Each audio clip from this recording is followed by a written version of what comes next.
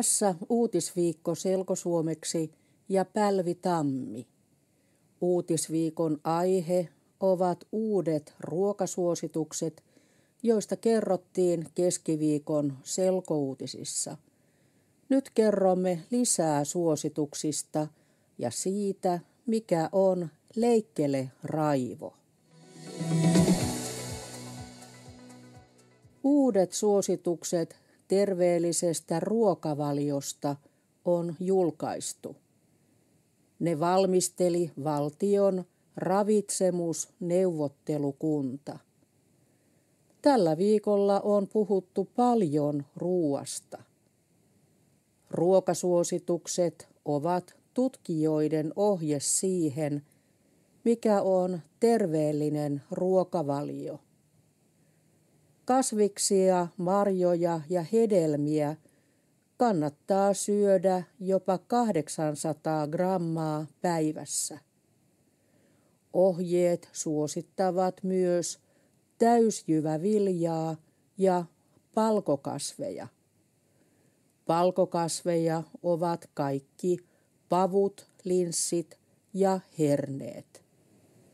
Myös kasvispakasteet ovat hyvä vaihtoehto. Eläinkunnan tuotteista suositellaan kalaa, joka on kalastettu tai kasvatettu ympäristöystävällisesti.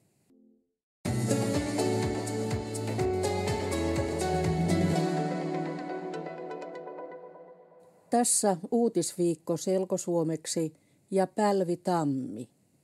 Uutisviikon aihe ovat uudet ruokasuositukset, joista kerrottiin keskiviikon selkouutisissa. Nyt kerromme lisää suosituksista ja siitä, mikä on leikkeleraivo. Uudet suositukset terveellisestä ruokavaliosta on julkaistu. Ne valmisteli valtion ravitsemusneuvottelukunta. Tällä viikolla on puhuttu paljon ruuasta. Ruokasuositukset ovat tutkijoiden ohje siihen, mikä on terveellinen ruokavalio. Kasviksia, marjoja ja hedelmiä kannattaa syödä jopa 800 grammaa päivässä.